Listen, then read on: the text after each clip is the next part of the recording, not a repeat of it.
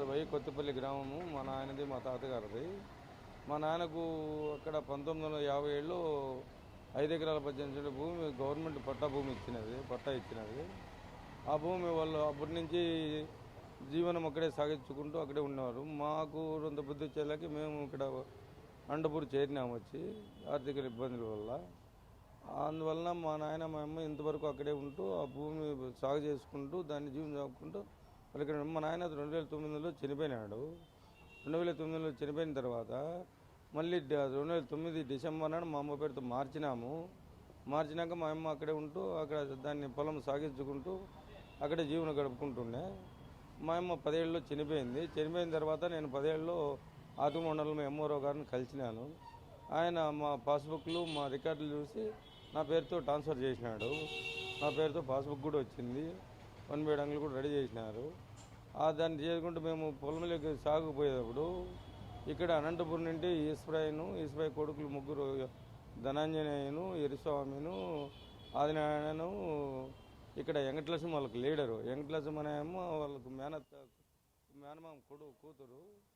వాళ్ళిద్దరు అక్క తమ్ముడు వెంకటలక్ష్మను రవి వీళ్ళిద్దరూ కలిసి వాళ్ళకి సపోర్ట్ చేసుకుంటూ ఈ తిరుపాలు, ఈ ఈశ్వరయ్యను, ఎరిస్వామి, ధనంజయ, ఆదినారాయణ వీళ్ళందరూ ఏకమై మా భూమిని కబ్జా చేయాలనే విషయంలో ఎంఆర్ఓతో వాళ్ళు దొంగ సర్టిఫికేట్లు తెచ్చుకుంటూ దొంగగా మాకు లేదనుకుంటా ఇంతవరకు మాకు ఆన్లైన్ కానీ రికార్డులన్నీ మా పేరుతోనే ఉన్నాయి. మేము బ్యాంకులో కూడా లోన్ పొందినాము. రుణమాఫీలు కూడా వచ్చినాయి. మళ్ళీ ఇన్పుట్ కానీ ఇన్సూరెన్స్ వాతావరణ బీమా కానీ ఇవన్నీ మాకు వర్తించినాయి.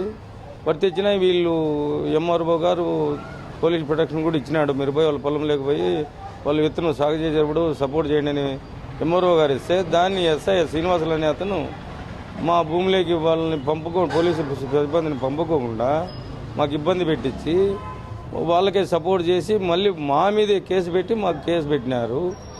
ఇప్పుడు మళ్ళీ మా 23లో దాన్ని ఈయన డీటీ గారు ప్రసాద్ను ఆర్ఐ నాగభూషణం ఇద్దరు కలిసి దాన్ని డిస్ప్యూట్లో పెట్టి మీ పేరులో దీంట్లో కనపడలేదు, కోర్టు డిక్లేర్ అయ్యి వచ్చిన తర్వాత మీకైతే మీకు చూసుకుందరు వాళ్ళకైతే చూసుకుందని చెప్పి మాకు ఇబ్బంది పెట్టి పొలంలోకి పోకుండా 18లోనే మాకు ఇంగ్లీష్ ఆర్డర్ కూడా ఇచ్చినాడు కోర్టు. ఆ కోర్టు ఆర్డర్ కూడా మేము పోలీసులకు చూపినాము, ఎంఆర్ఓ గారికి కూడా చూపినా వాళ్ళు ఇప్పుడు మాకు ఇబ్బంది పెడుతున్నారు. ఈ 23లో దాన్ని మన జిల్లా కలెక్టర్ గారు అయినా మాకు ఇచ్చిన ఆర్డర్ను మా భూమి రికార్డులో చెక్ చేసి మాకు న్యాయం చేకూర్చారని ప్రార్థిస్తున్నాను. పోలీసు కంప్లైంట్ ఇచ్చినాను, ఎస్పీ గారితో కలిసినాను, కలెక్టర్కి కూడా ఇచ్చినాను. అవి కూడా వాళ్ళకు పొందుపరిచి చూపించినాను.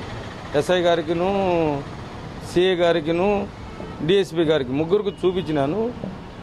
డిఎస్పీ గారేమో సిఐ గారితో చెప్పినాడు వాళ్ళకి ఇంగ్లీష్ ఆర్డర్ అన్నీ ఉన్నాయి, వాళ్ళకు ఏదో చూసి న్యాయం చేయండి అని చెప్పినాడు. సిఐ గారికి చెప్తే సిఐ గారు ఆత్మగారు పోలీస్ స్టేషన్కి ఫోన్ చేసి ఎస్ఐ గారితో కూడా మాట్లాడినాడు. వాళ్ళని వెళ్ళి కలిపి అది ఏదో న్యాయం చేయని చెప్పి కూడా ఆయన కూడా చెప్పినా అది ఇంతవరకు మాకు న్యాయం అనేది కనపరచలేదు.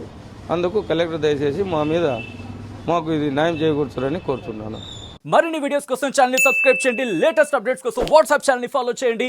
అండ్ లింక్ డిస్క్రిప్షన్ లో ఉంది.